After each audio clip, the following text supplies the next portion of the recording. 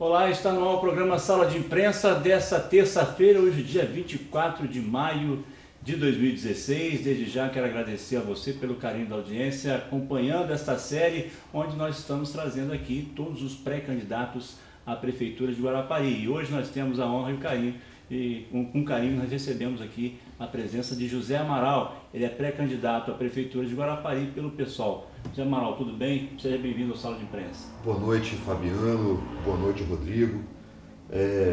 Prazer estar aqui mais uma vez e dessa vez agora para falar um pouquinho de política, né? Falar um pouco da minha pré-candidatura aí pelo PSOL e muito feliz de estar sendo entrevistado por vocês, que têm muita propriedade aí para estar falando de política aqui no município. Aliás, você veio da última vez, falou de história, falamos um pouquinho de política também, né?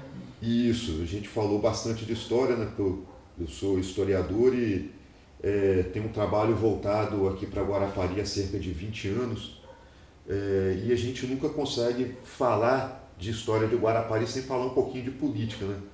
Afinal de contas, a nossa política ela está presente aí na nossa história mais do que a gente possa imaginar.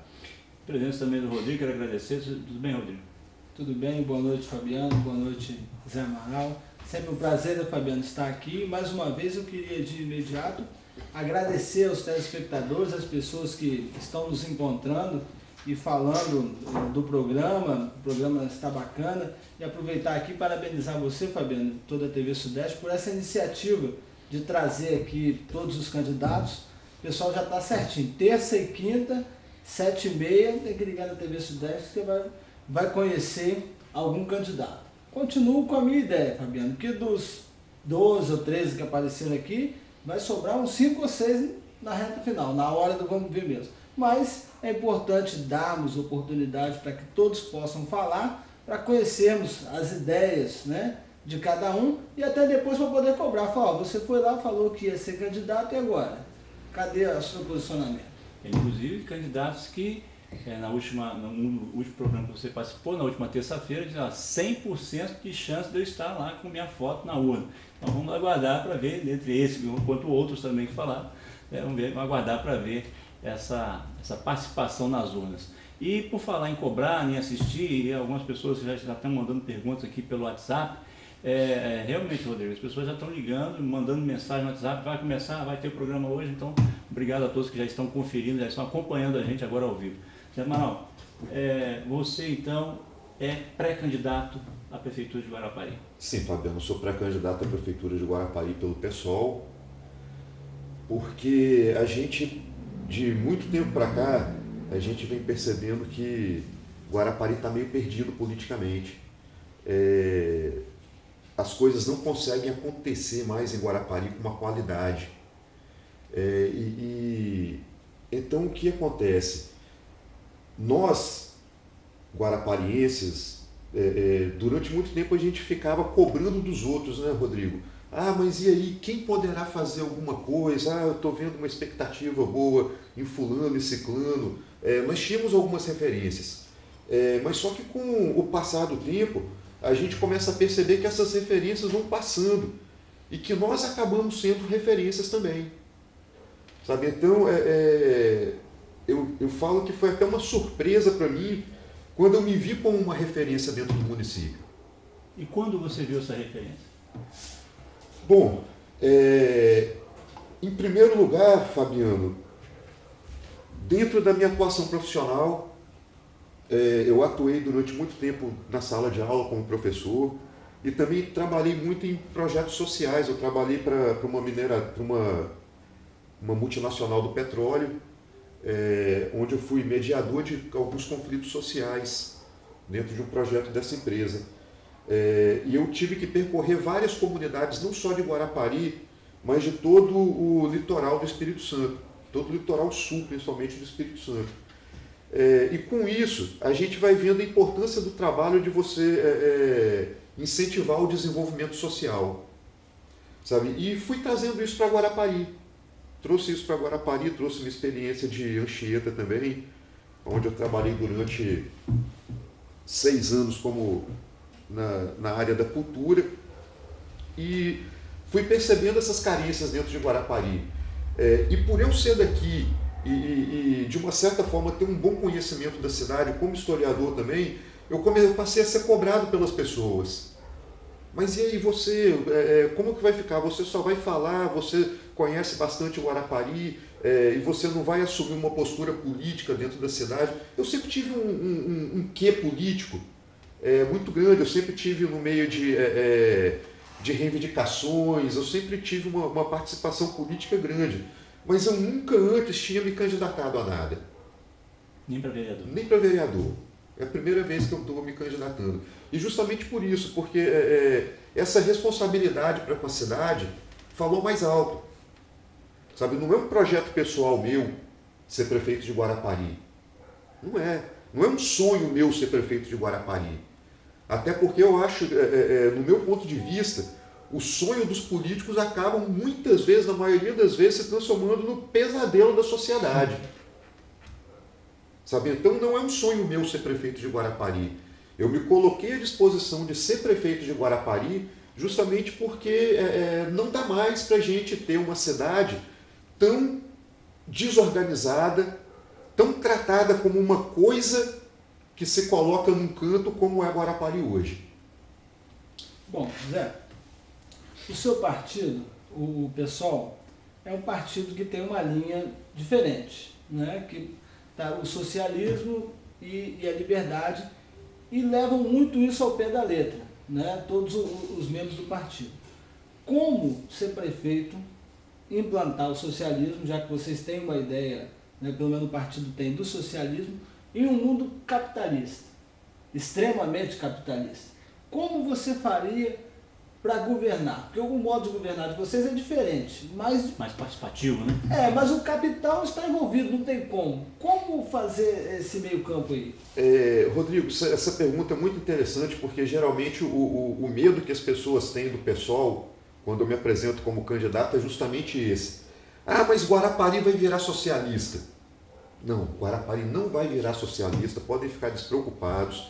Guarapari vai continuar sendo um município de uma república federativa que vive num sistema capitalista. Então, o que as pessoas não compreendem às vezes em relação ao socialismo, desculpa, ao socialismo acontecendo dentro de um país capitalista, é que ele não vai ser como esse socialismo que as pessoas imaginam também que existe. Sabe? O que o pessoal prega é justiça social. É claro que se chegar um momento em que nós pudermos, por exemplo, ter o controle do país, nós vamos mudar muito em questão da política econômica que existe no Brasil. Até porque não adianta você fazer essas reformas econômicas que estão sendo feitas no país se não houver uma reforma política, uma auditoria de dívida, porque 41% do que a gente arrecada vai para banco. E nenhuma reforma econômica que seja feita tanto pelo PT, pelo PMDB agora, quer cortar desse dinheiro aí, quer cortar desse dinheiro que vai para os bancos. Quer cortar de quem? De nós, da população. Então, o pessoal, acima de tudo, Rodrigo, ele pensa em justiça social. Então, o que é você governar um município de um local, de um país capitalista com um pensamento socialista? É você fazer com que a população realmente participe de uma administração pública. Sabe? É fazer com que o cidadão se enxergue como cidadão e não como cliente de político. Porque hoje o que a gente vê acontecendo no Brasil afora não é o cidadão exercendo a sua cidadania, é o cidadão sendo tratado como cliente de político. Então o cidadão ele precisa de ir ao político para ele marcar uma consulta médica, ele precisa ir ao político para arranjar uma vaga para o filho na creche, ele está sempre precisando de favores políticos, quando isso deveria ser tudo política pública. Então o que o pessoal pretende fazer é cumprir a Constituição de fato, é fazer com que o Estado, com que o município trabalhe pelo bem-estar do munícipe, não pelo bem-estar de um pequeno grupo que se apodera do município, que se apodera dos cargos de autoridade do município. Agora, falando dessa questão de assistencialismo, do político está envolvido, está fazendo meio campo para atender, para criar um clientelismo, né? Cria-se um clientelismo. Eu, um tempo atrás, depois de 10 anos atrás, mais que isso, 12 anos atrás, um professor que até hoje ele é um dos diretores do IPEA, e ele teve uma conversa com o Patrus Ananias. E ele achou o Patrus Ananias uma pessoa extremamente inteligente, extremamente educada e uma pessoa muito, muito honesta. Palavra do Paulo Tafni, que foi meu professor e é um dos diretores do IPEA. E o Patrus Ananias falou para ele: nós só vamos ter mais justiça social, falando de justiça social, quando nós teremos um país mais equilibrado do ponto de vista da distribuição de renda, quando nós tivermos mais Bolsa Família atendendo a maioria da população carente. E o Paulo, ele falou: olha, eu discordo do senhor. Então ele colocou as razões matemáticas dele, né? E agora, como é que você vê, por exemplo, nessa justiça social estaria uma ampliação, a gente está falando de política nacional, né? Só para ter uma ideia, estaria, dentro dessa sua visão, uma ampliação, por exemplo, das bolsas, do assistencialismo? Fabiano, eu nem vejo a questão da Bolsa Família como assistencialismo. Eu vejo mesmo como um programa necessário, até é muito criticado, mas eu queria que quem critica me citasse um país desenvolvido do mundo que não tem programa social de repasse de renda. Sabe, o do Brasil ainda é muito tímido. Na Inglaterra, por exemplo, súditos da coroa não vivem na rua. Se tiver em situação de rua, ele é tirado, é colocado num imóvel. Por quê? Porque ele não pode viver em situação de rua. É dado a ele um emprego e ele tem também um repasse de renda. Nos Estados Unidos, a mesma coisa. Qualquer nação civilizada, qualquer nação desenvolvida do mundo faz repasse de renda. Por quê? Porque o importante é você erradicar a pobreza. Sabe? Quanto menos gente em situação de pobreza, mais rico é o país. Sabe? Então as pessoas elas costumam achar que o pobre ele é pobre porque ele quer ser pobre. Mas esquece que existe todo um contexto por trás da produção.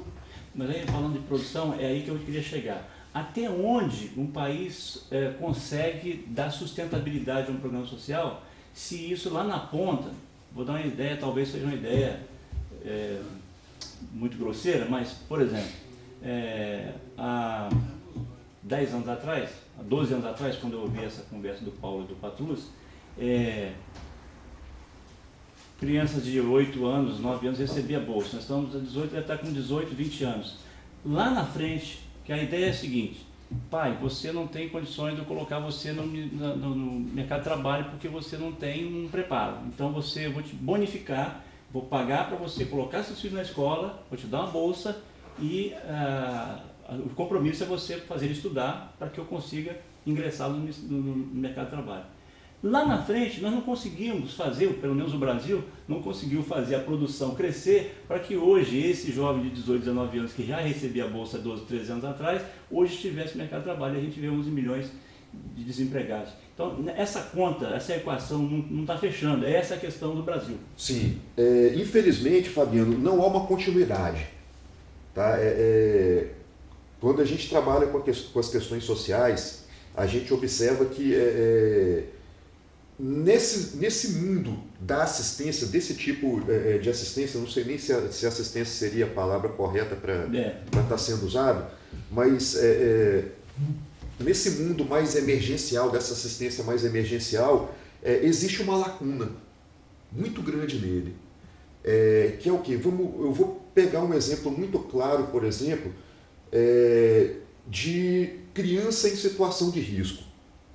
O conselho tutelar vai lá, pega a criança, tira da família, ou se houver família, no caso, né, porque infelizmente a gente às vezes delega uma responsabilidade a uma família que não existe. Sabe, mas esse menino de 10 anos já está cometendo crime, cadê o pai, cadê a mãe? Não tem. O pai ou está na cadeia, a mãe está se prostituindo. Gente, a degeneração social, ela não vem no menino de 10 anos. Ela vem de 20, 30 anos atrás. Justamente por quê? Porque não há uma continuidade desses programas. Então você pega um menino desse, Fabiano, leva ele para uma casa de passagem, leva ele para um abrigo. Esse menino ele vai estar lá até uma certa idade. Depois dessa idade, o que vai ser desse menino? Se ele não foi educado, se ele não foi preparado para encarar o mundo. Sabe? Então, hoje a gente observa também, por exemplo, um clamor muito grande da sociedade pedindo a redução da maioridade penal. São crimes bárbaros que menores cometem, realmente